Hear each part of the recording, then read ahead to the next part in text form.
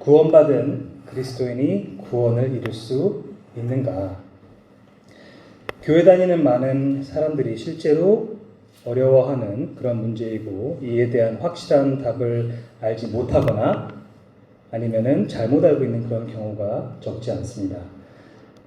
실제로 어떤 사람들은 그 무엇도 신자를 예수님의 손에서 빼앗을 수는 없지만 신자가 스스로 예수님의 손에서 이탈할 수 있다라고 그렇게 말하기도 합니다. 자, 이것이 과연 사실일까요? 이것은 교리적으로도 아주 중요한 문제이지만 실질적으로도 교인들의 신앙생활에 지대한 영향을 미치는 문제이기도 합니다. 모든 교리는 그리스도인의 삶과 관련되어 있습니다. 물론 우리가 그 연관성을 인지하는 정도의 좀 차이가 있을 수는 있겠지만은 곰곰이 생각해 보면은 우리의 실질적인 삶과 무관한 교리는 존재하지 않습니다. 그런데 구원받은 그리스도인이 구원을 이룰 수 있는가라는 질문은 우리의 영혼의 안전과 직결되는 문제이며, 우리가 평생 불안 가운데 살아야 하는지 아니면은 평안 가운데 살 수가 있는지가 좌우될 수 있는 문제이기 때문에 이것에 대한 우리의 교리적인 이해는 곧 우리의 삶에 직접적인 영향을 줍니다. 오늘은 이 질문에 대해 성경이 어떻게 답변을 하고 있는지를 살펴보려고 하는데, 사실 지난주 금요 예배에서 로마서 8장 38, 39절을 토대로 끊을 수 없는 하나님의 사랑이라는 제목으로 설교하면서 이 주제를 어느 정도 다루기는 했습니다. 하지만 그때는 이제 로마서 8장 본문 위주로 살펴보느라 성경의 좀 다른 본문들이 이 주제에 대해서 종합적으로 어떻게 가르치고 있는지를 좀 더 넓게 다루지 못해서 오늘은 여러 본문들을 토대로 이 주제를 조금 더 체계적으로 한번 다뤄보려고 합니다. 자, 본론으로 들어가기 전에 오늘 특정 본문 자체를 위주로 이제 푸는 설교는 아니겠지만 대표적으로 한 관련 있는 본문을 읽도록 하겠습니다. 요한복음 10장 27절부터 29절. 요한복음 10장 27절부터 29절 말씀을 예수님의 말씀인데 제가 봉독하도록 하겠습니다. 내 양은 내 음성을 들으며 나는 그들을 알며 그들은 나를 따르느니라. 내가 그들에게 영생을 주노니 영원히 멸망하지 아니할 것이요 또 그들을 내 손에서 빼앗을 자가 없느니라. 그들을 주신 내 아버지는 만물보다 크심에 아무도 아버지의 손에서 빼앗을 수 없느니라. 아멘. 구원받은 그리스도인이 구원을 이룰 수 있는가라는 질문에 대해 성경은 결코 그럴 수 없다라고 명백하게 답을 하고 있습니다. 진정으로 거듭난 신자는 하나님께 은혜로 받은 그 구원을 이룰 수가 없습니다. 무엇인가가 성도를 그리스도의 손에서 빼앗을 수 있다라고 말하는 것도 비성경적이지만 그 무엇도 우리를 그분의 손에서 빼앗을 수 없다라고 말하면서 동시에 그런데 신자가 스스로 그리스도를 향한 믿음을 버릴 수는 있다라고 말하는 것 또한 비성경적입니다. 참된 성도라면 반드시 믿음을 끝까지 붙들 것이고 따라서 구원을 이룰 수 없다고 성경은 가르치고 있습니다. 자, 이 사실을 두 부분으로 나눠서 한번 확인하고자 하는데, 첫 번째는 하나님의 보전이고 그리고 두 번째는 성도의 견인입니다. 하나님의 보전 그리고 성도의 견인. 이 중에서 먼저 첫 번째 파트를 살펴보도록 하겠습니다. 자, 하나님의 보전하시는 사역이라는 것은 그분께서 신자들의 구원의 안전을 지키시는 그 능력을 의미합니다. 하나님께서 신자들의 그 구원의 안전을 지켜주신다. 선지자 요나가 물고기 뱃속에서 하나님을 이제 찬양하게 되면서 맨 마지막에 구원은 여호와께 속하였나이다 라고 이렇게 고백을 하는데, 마치 요나가 그렇게 고백했던 것처럼 구원은 하나님의 것이므로, 하나님께 속한 것이므로 그분께서 구원의 시작부터 끝까지를 주관하신다는 사실을 기억해야 됩니다.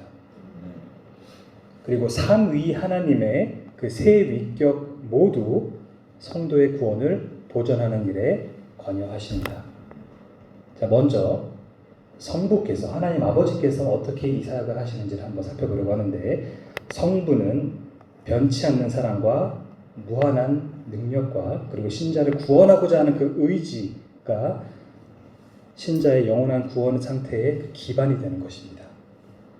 디모데후서 1장 9절에서 사도 바울은 하나님이 우리를 구원하사 거룩하신 소명으로 부르시는 우리의 행위대로 하심이 아니요 오직 자기의 뜻과 영원 전부터 그리스도 예수 안에서 우리에게 주신 은혜대로, 하나님의 은혜대로 하심이라 라고 이렇게 설명합니다. 자, 다시 말하면 하나님의 구원하시는 은혜는 그분께서 영원 전에 자기 아들을 우리의 구속을 위한 중보자로 세우심으로써 이미 예비되었다는 뜻입니다. 자, 이와 같이 하나님께서는 창세 전에, 세상이 창조되기 전에 구원하실 자들을 택하시고 미리 정하셨다고 성경이 가르치는데, 특히 요한복음에서는 예수님께서 이것을 뭐라고 표현하냐면 아버지께서 그들을 내게 주셨다라고 반복적으로 말씀하십니다. 요한복음 6장, 10장, 17장 이런 데서 계속해서 아버지께서 그들을 내게 주셨다. 그런데 바울은 그 예정하심의 그 목적에 대해서 이야기를 할 때 우리를 그 아들의 형상으로 본받게 하기 위함이라고 말합니다. 그것이 목적입니다. 왜 하나님께서 창세 전부터 어떤 이들을 택하셔서 구원을 하고자 하셨는지, 궁극적으로는 그들이 자기 아들의 형상을 본받게 하기 위해서.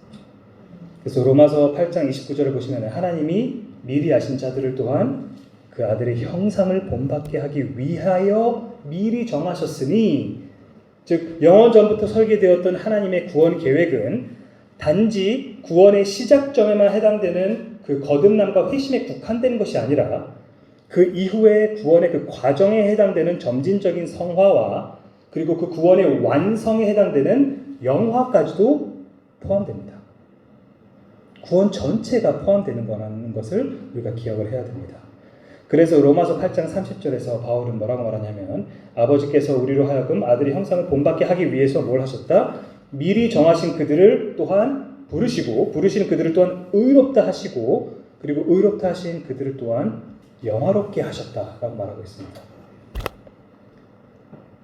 자, 이러한 그 구원의 어떤 그런 서정 또는 구원의 순서라고 하는 이런 개념을 신학자들은 구원의 황금사슬이라고도 이렇게 이야기를 하는데, 로마서 8장 29절 30절 방금 읽었던 두 구절인데 이 두 구절의 요점은 택하심을 받은 자들이 성자의 형상을 본받게 하는 것이 바로 성부의 영원한 계획이었기 때문에 택하심을 입은 자들 중 그 누구도 구원의 그 황금사슬에서 떨어져 나가는 것은 불가능하다라고 말하는 것입니다. 하나님께서 예정하신 것은 단지 택하신 자들의 구원의 그 입문 단계에만 적용되는 그런 것이 아니라, 그걸 위한 것이 아니라 구원의 서정 전체와 관련된 굉장히 중요한 개념입니다. 특히 이제 로마서 8장 30절에서 이 사실이 강조됐었는데, 신자가 미래에 누리게 될 그 영화, 우리가 아직 아무도 영화를 누리고 있지 않죠. 그 영화를 언급할 때 이게 미래의 일이니까 사실은 미래 시제를 써야 될 것 같은데 바울은 여기서 오히려 과거 시제를 사용합니다. 영화롭게 하셨느니라. 이것은 바울이 어떤 문법적인 오류를 범한 것이 아니라, 아니면 순간 너무 피곤해서 이 부분에서 착각한 게 아니라, 신자가 영화롭게 될 미래가 너무나도 확실한 사실이기 때문에 그것이 마치 이미 이루어진 것처럼 진술하는 겁니다. 왜냐하면 보장된 것이기 때문에, 필연적으로 그렇게 될 수밖에 없기 때문에. 그리고 이런 흐름을 타서 바울은 31절부터 34절에서 이렇게 말합니다. 그런즉 이 일에 대하여 우리가 무슨 말하리요? 만일 하나님이 우리를 위하시면 누가 우리를 대적하리요? 자기 아들을 아끼지 아니하시고 우리 모든 사람을 위하여 내주신 이가 어찌 그 아들과 함께 모든 것을 우리에게 주시지 아니하겠느냐? 누가 능히 하나님께서 택하신 자들을 고발하리요? 의롭다고 하신 이는 하나님이시니 누가 정죄하리요? 죽으실 뿐 아니라 다시 살아나신 이는 그리스도 예수시니 그는 하나님 우편에 계신 자요 우리를 위하여 간구하시는 자시니라. 즉 그리스도께서 우리를 위해, 지금 여기 본문에서 우리라고 말했는데 우리를 위해, 즉 그 우리란 누구냐면은 29절 30절에 나오는 그 미리 아신 자들, 미리 정하신 자들, 곧 택하심을 받은 자들을 의미하는데, 그들을 위해 이제 그리스도께서 오셔가지고 죽으셨다고 본문에 나오는데 그들 중 그 누구도 그래서 결과적으로 정죄함을 받지 않는다라고 말하는 겁니다. 자, 그런 다음 지난 금요일에 다뤘던 38, 39절을 보면은 그 영광스러운 말씀으로 바울이 8장을 마무리하는데 내가 확신하노니 사망이나 생명이나 천사들이나 권세자들이나 현재일이나 장래일이나 능력이나 높음이나 기쁨이나 다른 어떤 피조물이라도 우리를 우리 주 그리스도 예수 안에 있는 하나님의 사랑에서 끊을 수 없다라고 말합니다. 저번에도 이제 설명했듯이 이 표현을 통해 바울은 말 그대로 그 무엇도 신자를 하나님의 사랑에서 끊을 수 없다고 힘을 다해 지금 강조를 하고 있는 겁니다. 다른 어떤 피조물이라도 즉 창조주이신 하나님을 제외한 나머지 모든 것이 바로 이 피조세계 전체죠. 이 피조세계의 그 무엇도 그리스도 안에 있는 자를 하나님의 사랑에서 끊을 수 없다는 거죠. 이 본문은 우리가 스스로 믿음을 버리고 그리스도의 손에서 벗어나는 일이 생길 수 있다고 말하는 어떤 이들의 그 주장을 정면으로 반박하고 있습니다. 왜냐하면 신자 자신도 피조물의 일부이기 때문에 그렇습니다. 다시 말해 신자 본인도 피조물로서 자신을 그리스도와 연합해서 스스로를 끊을 수가 없다는 겁니다. 물론 바울이 이걸 통해 말하고자 하는 것은 신자가 자신의 의지에 반하는 방식으로 이 영원한 관계에 이렇게 속박되어 있다는 뜻은 아닙니다. 신자가 마치 하나님의 사랑이 싫은데 어쩔 수 없이 거기에 매여가지고 그냥 끊을 수 없기 때문에 그냥 종속적으로 그냥 따라가고만 있는 그런 말을 하고자 하는 게 아닙니다. 바울이 말하는 바가 뭐냐면은 참된 신자라면은 자신이 그토록 사랑하게 된 주님이시자 구원자이신 예수 그리스도의 손에서 벗어나기를 원치 않는다는 겁니다. 왜냐하면 그게 너무나도 기쁘고 좋고 그것이 자기의 삶의 이유가 되는데 근데 왜 거기서 벗어나고자 하겠습니까? 이 교리는 요한복음에서도 언급됩니다. 요한복음 6장 39, 40절에서 예수님께서는 말씀하십니다. 나를 보내신 이의 뜻은 내게 주신 자 중에 내가 하나도 잃어버리지 아니하고 마지막 날에 다시 살리는 이것이니라. 내 아버지의 뜻은 아들을 보고 믿는 자마다 영생을 얻는 이것이니 마지막 날에 내가 이를 다시 살리리라. 예수님께서는 자신이 단 하나도 즉 단 한 명도 잃어버리지 않을 것이라고 명백하게 지금 말씀하고 계십니다. 따라서 만약 아버지께서 구원을 위해 택하시고 창세전에 그리고 아들에게 주신 그 신자들이 스스로 믿음을 버리고 이탈할 수 있는 거라면 그게 가능하다면 그리스도께서는 무엇인가를 잃어버리신 게 되겠죠. 정말로 이탈했다면 그리스도께서는 뭔가를 잃어버린 겁니다. 아까 언급했던 것처럼 어떤 사람들은 서론에서 분독했던 요한복음 10장 28절을 해석할 때 다른 외적인 요소가 신자를 그리스도의 손에서 빼앗을 수는 없지만 근데 신자가 스스로 그 선택을 할 수는 있다라고 그렇게 주장하는데 그 주장은 방금 읽은 6장 39절에서 예수님께서 하나도 잃어버리지 않는다라는 그 말씀과 충돌될 뿐만 아니라 사실 좀만 생각해보면 엄밀히 말하면 신자가 정말로 예수님의 손에서 이탈할 경우에는 그들이 스스로 예수님의 손에서 빼앗는 어떤 그런 행위를 하는 거죠. 그래서 10장 28절 말씀 자체와도 좀 충돌됩니다. 게다가 10장 28절 전체를 잘 읽어보면 예수님께서 뭐라고 말씀하셨냐면 내가 그들에게 영생을 주노니 영원히 멸망하지 아니할 것이요 또 그들을 내 손에서 빼앗을 자가 없느니라. 즉 우리 구주께서는 진정으로 구원받은 후에 구원받지 못한 상태로 돌아가는 것은 불가능하다라고 말씀하고 계신 겁니다. 성자께서는 성부께서 자신에게 주신 영혼들 중 단 한 명도 잃어버리지 않으십니다. 뿐만 아니라 바울은 빌립보서 1장 6절에서 이렇게 선포하죠. 너희 안에서 착한 일을 선한 일을 시작하시니가 그리스도 예수의 날까지 이루실 줄을 우리가 확신하노라. 즉 하나님께서는 택하심을 입은 자들 안에서 시작하신 그 구원 사역을 반드시 완성까지 시키는 분이라는 사실을 우리는 알아야 합니다.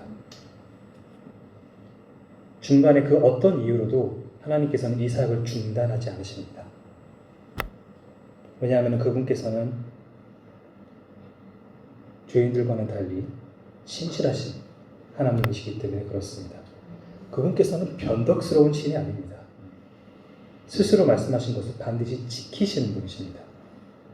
만약 하나님께서 이미 시작하신 그 구원 사역을 도중에 중단하게 되신다면, 그래서 그로 인해서 그 사람이 믿음이 있다가, 진짜 믿음이 있다가 갑자기 믿음을 버리게 된다면, 진짜로 구원을 받았다가 구원을 잃게 된다면, 하나님께서는 자신의 속성인 신실하심과 진실되심과 그리고 불변하심을 거스르는 것이기 때문에 결국에는 자기 자신을 부인하는 셈이 되는 거죠. 하지만 바울이 디모데후서 2장 13절에서 뭐라고 말합니까? 우리는 미품이 없을지라도, 우리는 신실하지 못할지라도 주는 항상 미쁘시니 자기를 부인하실 수 없으시리라. 하나님께서는 하나님답지 않은 그런 모습, 그런 행동을 취하실 수가 없으십니다. 자, 성부뿐만 아니라 성자께서도 신자의 구원을 보전하시는 일에 관여하시는데, 예수 그리스도께서 십자가 위에서 성취하신 구속사역과 그리고 승천 후에 하나님 우편에서 지속적으로 행하시는 그 중보사역이 신자의 구원을 보전합니다. 앞서 말씀드린 것처럼 그리스도께서 십자가 위에서 이루신 속죄사역은 하나님께서 이제 구원하기로 택하신 자들 중 그 누구도 자기 죄로 인해서 정죄함을 받는 일이 생기지 않도록 보증하는 사역입니다. 왜냐하면 그분께서는 자신을 화목제물로 하나님께 드리심으로써 택하심을 입은 자들의 죄값을 대신 지불하여서 하나님의 거룩한 진노가 결과적으로 충족되었기 때문에 그렇습니다. 하나님께서 죄와 악에 대해서 진노하시는 것은 지극히 당연한 겁니다. 많은 사람들은 하나님께서 화 제발 내지 마시고 그냥 무조건 다 용납해 주시고 무조건 다 넘어가 주시고 그냥 다 괜찮다고 말씀해 주세요 라고 그런 하나님을 상상하고 원하지만, 그런 하나님은 불의한 하나님이겠습니다. 성경이 말하는 하나님은 공의로우신 분이십니다. 거룩하신 분이십니다. 따라서 그분께서는 죄와 악에 대해서 그냥 괜찮다라고 말씀하시면서 넘어가실 수 있는 분이 아니십니다. 따라서 죄인들을 향해 거룩하게 진노를 표출하시는 것이 진정으로 하나님다운 어떤 그런 모습일 텐데, 근데 그렇게 되면 우리 모두가 다 망하기 때문에 하나님께서 창세 전에, 우리가 존재하기도 전에 일부를 구원할 수 있는 어떤 길을 설계하셨다는 겁니다. 그리고 그게 바로 예수 그리스도의 구속사역입니다. 그분께서는 자신을 화목제물로 하나님께 드리심으로써 택하심을 입은 자들의 죄값을 대신 지불하셨습니다. 이것이 바로 그리스도께서 성취하신 구속사역입니다. 구속사역. 구속이라는 것은 값을 지불하고 산다는 겁니다. 값을 지불해서, 몸값을 지불해서 소유권을 따온다는 뜻입니다. 로마서 1장 18절에서 바울은 하나님의 진노가 불의로 진리를 막는 사람들의 모든 경건하지 않음과 불의에 대하여 하늘부터 나타난다라고 말했었는데, 근데 좀 뒤로 넘어가서 로마서 3장 23절부터 26절을 보면은 바울이 이렇게 말합니다. 모든 사람이 죄를 범하였음에 하나님의 영광에 이르지 못하더니 그리스도 예수 안에 있는 속량으로 말미암아, 그러니까 이 속량은 구속이란 뜻인데, 구속으로 말미암아 하나님의 은혜로 값 없이 의롭다 하심을 얻은 자 되었느니라. 이 예수를 하나님이 그의 피로써 믿음으로 말미암는 화목제물로 세우셨으니 이는 하나님께서 길이 참으시는 중에, 오래 참으시는 중에 전에 지은 죄를 간과하심으로써, 한시적으로 간과하심으로써 자기의 의로우심을 나타내려 하심이니 곧 이때 예수 그리스도의 그 십자가 사역을 통해서 그때 자기의 의로우심을 나타내사 자기도 의로우시며 또한 예수 믿는 자를 의롭다 하려 하시니라. 이 본문의 그 요지를 이해하시겠습니까? 지금 하나님께서 한때는 죄를 길이 참으시면서 간과하셨다는 겁니다. 간과하는 게 아까 안 된다고 말씀드렸는데 일시적으로, 임시적으로 그렇게 하셨다는 말씀입니다. 왜냐하면 어떤 특정 날을 고대하셨기 때문에, 이미 세워두신 그날이 있었기 때문에, 그날이 바로 예수 그리스도께서 십자가 위에서 구속을 성취하시는 그날입니다. 그래서 하나님께서 그 날에 예수 그리스도께서 구원받을 모든 사람들의 그 죄를 가지고 속죄를 이루셨을 때, 그때 하나님께서 자기도 의로우시고 동시에 예수 믿는 죄인들을 의롭다고 할 수 있게 되었다는 뜻입니다. 왜냐하면 원래는 둘 중에 한 가지는 불가능하기 때문에 그럽니다. 하나님께서 원래 정말 의로우시다면 그러면 모든 죄인들을 심판하셔야 되는 거고, 그리고 동시에 만약에 반대로 하나님께서 누군가를, 죄인들을 그냥 의롭다고 하시면 하나님께서 불의해지시기 때문에 이 두 가지가 양립하기 위해서는 예수 그리스도의 십자가가 필요했다는 뜻이고, 그리고 그 날이 2000년 전에 왔다라고 바울이 말하고 있는 겁니다. 죄인들을 향한 하나님의 거룩한 진노는 그 죄에 대한 대가를 요구하는데, 구원을 위해 택하심을 받은 죄인들의 죄값은 예수 그리스도의 대속적인 죽음을 통해 이미 치러졌기 때문에 그들이 하나님께 갚아야 할 빚은 더 이상 남아있지 않는 겁니다. 예수를 믿는 자들에게는 하나님께 뭔가 갚아드려야 할 것이 없습니다. 법적으로. 그들은 예수 그리스도의 피값으로 죄와 사망에서 구속을 받은 것입니다. 값을 지불함으로써 사신 바 되었다는 뜻입니다.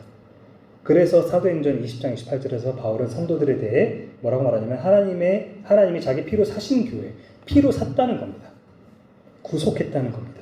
요한계시록 5장 9절에서는 또 성도들이 그리스도께 새 노래를 부르는 굉장히 멋진 장면이 등장하는데, 뭐라고 노래를 부르냐면 일찍이 죽임을 당하사 각 족속과 방언과 백성과 나라 가운데서 사람들을 피로 사서 하나님께 드리셨다라고 찬송을 올려드립니다. 그리고 그리스도의 부활을 통해 그분의 그 죽음이 어떤 헛된 무의미한 죽음이 아니라 하나님께서 진정으로 인정하시는 유효한 제사였다는 사실이 입증되었습니다. 그리스도의 부활이 하나님께서 이것을 진정한 유효한 대속제물로 받으셨다는 것을 확인해 주는 사건이었습니다. 따라서 그분께서 십자가 위에서 지불하신 값은 어떤 부분적인 속량이 아니라 온전한 속량이었음을 알 수 있습니다.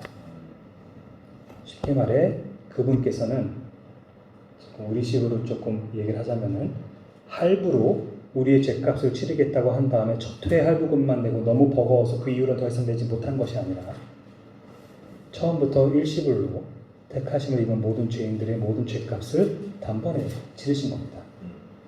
바로 이 때문에 요한복음 19장 30절에서 그분께서, 우리 주님께서 숨을 거두기 직전에 테텔레스타이, 다 이루었다, it is finished, 이렇게 말씀하실 수 있었던 거죠. 예수 그리스도의 구속 사역은 택하심을 입은 자들의 어떤 부분적이고 일시적인 한정적인 그런 구원이 아니라 온전하고 영원한 구원을 성취하는 그런 놀라운 사역이었습니다. 한 걸음 더 나아가 그분께서는 승천하신 후에 지금도 하나님 우편에서, 히브리서 기자에 따르면 멜기세덱의 반차를 따른 이제 레위 지파의 그 계열이 아니죠. 멜기세덱의 그 반차를 따른 대제사장으로서 자기 백성을 위해 끊임없이 중보하고 계신다고 그렇게 말합니다. 히브리서 7장 25절 보면, 그러므로 자기를 힘입어 하나님께 나아가는 자들을 온전히 구원하실 수 있으니 이는 그가, 그리스도께서 항상 살아계셔서 그들을 위하여 간구하시니라. 여기서 온전히 구원하다 할 때 그 온전이라고 번역된 그 판텔레스라는 단어는 개역개정의 번역처럼 온전하다라는 그 뜻으로도 이해할 수 있지만, 사전상으로 첫 번째 의미이긴 하지만 또 두 번째로 어떤 의미까지 가지고 있냐면은 영원하다라는 그런 의미도 가지고 있습니다.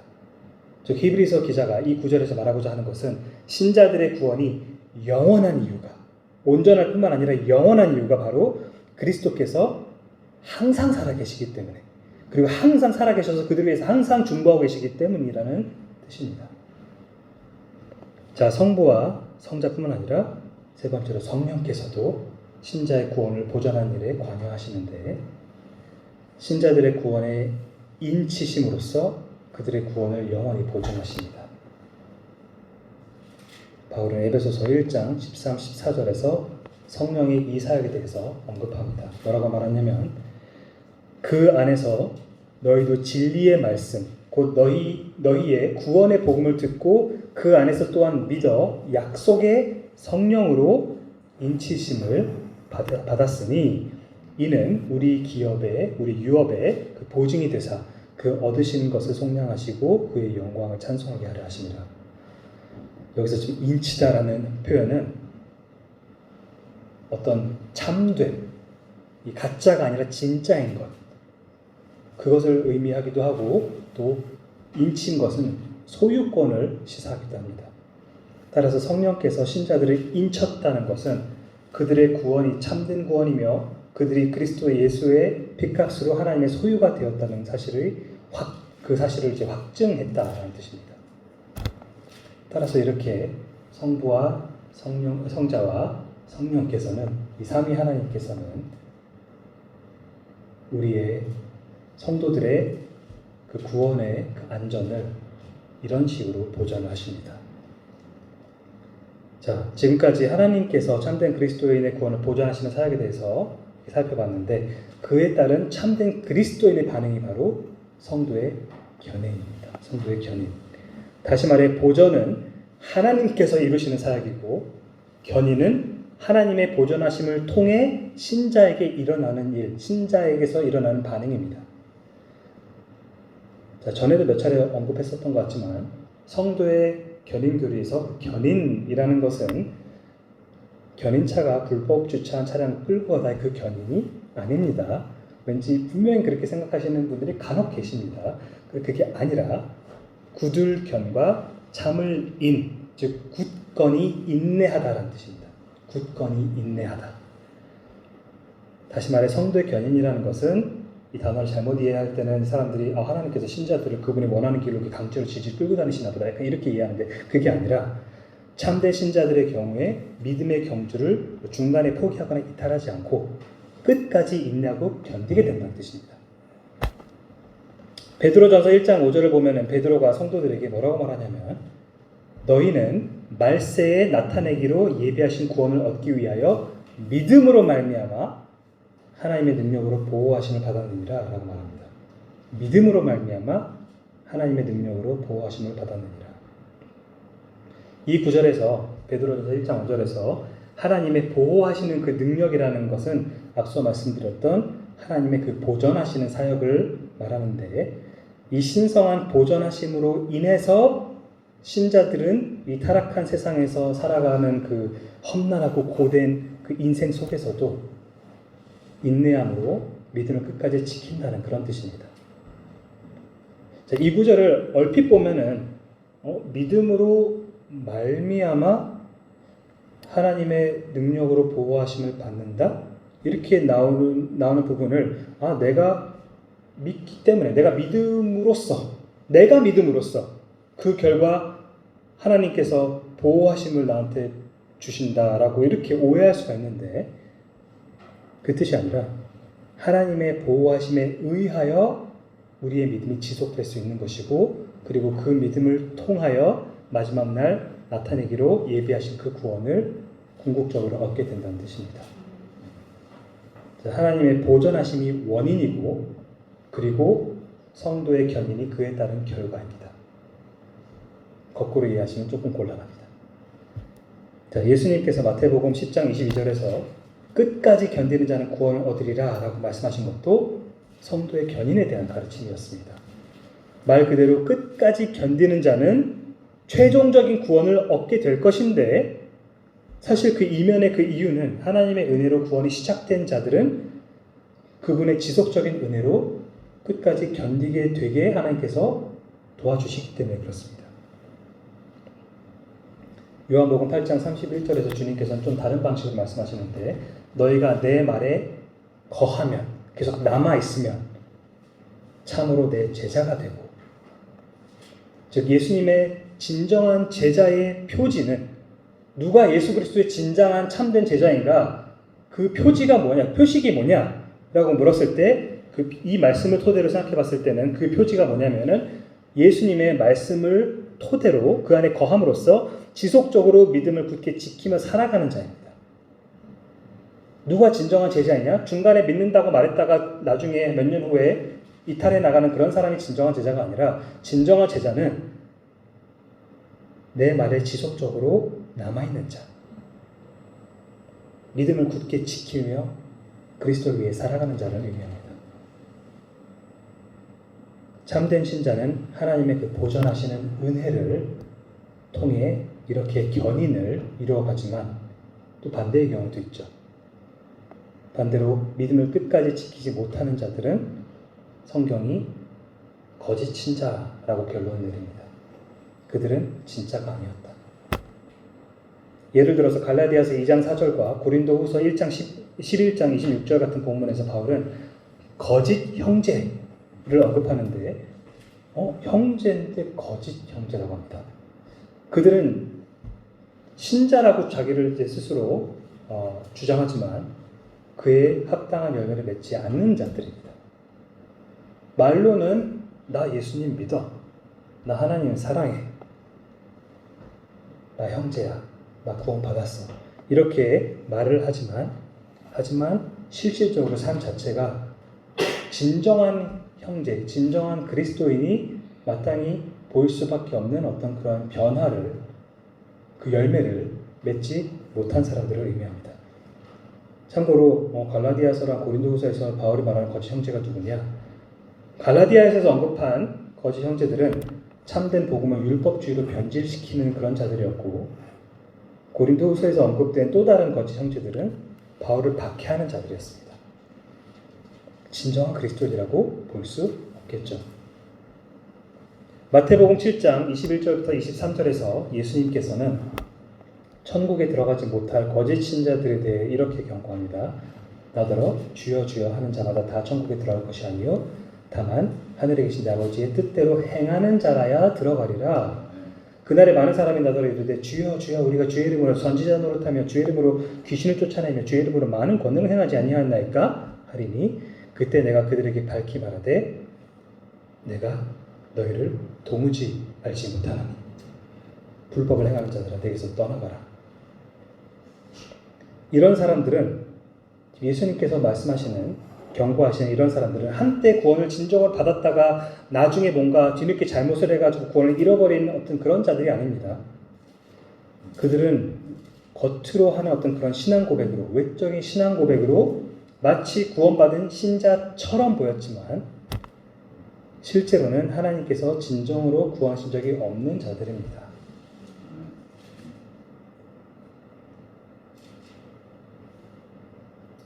얼마 전까지 이제 주일학교에서 아이들에게 몇 주에 걸쳐서 사도신경을 가르쳤는데, 사도신경을 가르치면서도 제가 아이들에게 이제 강조했던 것 중에 하나가 이거를 외웠다고 해서, 이거를 입술로 앵무새처럼 따라한다고 해서 그것이 진짜로 구원받았다는 그런 의미는 아니다. 이것을 가르치는 이유는, 이건 사실은 원래 진정한 신자의 고백이어야 되는 건데, 근데 이것을 그럼에도 불구하고 어쩌면 믿지 않은 어떤 아직 아이들이, 영혼들이 섞여 있을 수 있는 대상에게 가르치는 이유는 그 안에 복음이 녹아 있기 때문에 부디 이거를 너희들이 듣고 숙지하면서 계속해서 그 복음이, 예수 그리스도에 대한 그 증언이 너희들의 머리와 마음속에 맴돌기를 바라는 마음으로 그렇게 이야기를 했던 겁니다.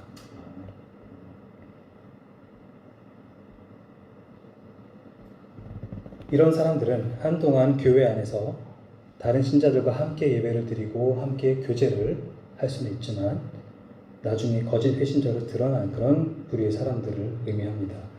사도 요한이 그 첫 번째 편지에서 확실하게 이 부분을 강조하는데, 요한일서 2장 19절에서 이렇게 말합니다. 그들이 우리에게서 나갔으나, 지금 사도 요한의 그 요한일서의 편지의 배경 자체가 정확히 어느 교회를 대상으로 썼는지 확실하게 알 수는 없습니다만, 근데 그 교회 안에서 뭔가 지금 분열이 일어난 상황입니다. 그래서 일부 교인들이 이탈했습니다. 다른 가르침을 따라 떠났습니다. 그런 상황에서 남은 자들에게 이야기를 하고 있는 겁니다. 그들이 우리에게서 나갔으나 우리에게 속하지 아니하였느니, 만일 우리에게 속했었더라면 우리와 함께 계속해서 거하였으리와 그들이 나갔다는 것은 다 우리에게 사실 속하지 아니함을 나타내려 함이니라. 이 구절을 통해 요한이 말하고자 하는 것은 복음에 대한 신앙 고백을 버리고 교회를 떠난 자들은 애초에 진정한 교회의 일부가 원래는 아니었다라는 것을 말하고 있는 겁니다. 표면적으로는 지역교회에 등록한 교인이었을지 모르겠습니다만 진정한 의미에서는 그리스도의 그 진정한 몸된 교회의 일원은 아니었다는 겁니다. 성도라고 불렸지만 사실은 성도가 아니었고, 형제 자매라고 불렸지만 사실은 형제 자매가 아니었고, 지체라고 불렸지만 사실은 그리스도의 몸의 지체가 아니었다는 뜻입니다. 만약 그들이 참된 성도이자 형제이자 지체였으면 믿음을 버리지 않았을 것이라고 지금 요한은 강조하고 있는 겁니다. 한때 고백했던 믿음을 버리는 행위를 우리는 다른 말로 배교라고도 말하는데, 배교라는 것은 진정으로 얻었던 구원을 잃어버렸다는 게 아니라 과거에 고백했던 믿음이 사실은 나중에 진정한 믿음이 아니었다는 사실이 드러났다는 의미입니다. 그래서 때로는 우리 곁에 진짜로 구원받은 것처럼 보이는 어떤 사람이 오랫동안 교회 생활을 잘 하다가 어느 날 복음에 대한 신앙 고백을 버리고 교회를 떠날 때 그들이 정말 믿고 구원을 받았었는데 세상의 쾌락에 대한 유혹이라든지 아니면 하나님의 존재에 대한 어떤 회의감이라든지 아니면 더 매력적으로 느껴지는 어떤 이단적인 가르침 때문이라든지 그런 것들 때문에 그 구원을 잃어버린 것으로 생각하고 싶을 때가 있을 수가 있습니다. 그렇게 해석하고 싶을 수가 있습니다. 그 현상은. 왜냐하면 그 사람은 수년 동안, 수십 년 동안 그리스도인으로 내가 여겨왔는데 형제라고 자매라고 확신해 왔는데 근데 그것이 사실은 착각이었다는 것이 드러났을 때 그 사실을 받아들이는 거 쉽지 않기 때문에 차라리 진짜 구원 받았었는데 뒤늦게 뭔가를 큰 실수를 했나 보다 이렇게 이해하는 것이 뭔가 우리가 좀 소화하기 쉬운 어떤 그런 해석일 수는 있겠습니다만 하지만 결국 우리는 성경이 우리의 경험을 해석해야 하는 것이지 우리의 경험을 토대로 우리가 성경을 재해석해서는 안 되는 거죠.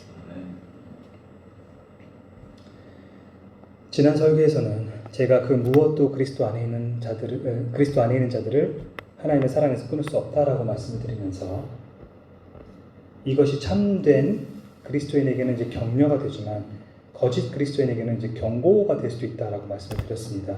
그리스도 안에 있는 진정한 신자들의 영적 상태는 그리스도 예수라는 변치 않으시는 분의 그 확실한 구속 사역에 근거하고 있기 때문에 하나님의 사랑과 하나님의 구원에서 끊어질 염려를 할 필요가 전혀 없지만 피상적으로 신앙을 고백하지만 구원에 합당한 열매를 전혀 맺지 않는 거짓 신자들의 경우에는 애초에 하나님의 구별된 사랑과 그 성도들을 향한 구별된 사랑과 참된 구원을 받은 적이 없음을 반증하는 것이기 때문에 늦기 전에 회개하고 복음을 믿어야 한다고 촉구를 드렸습니다.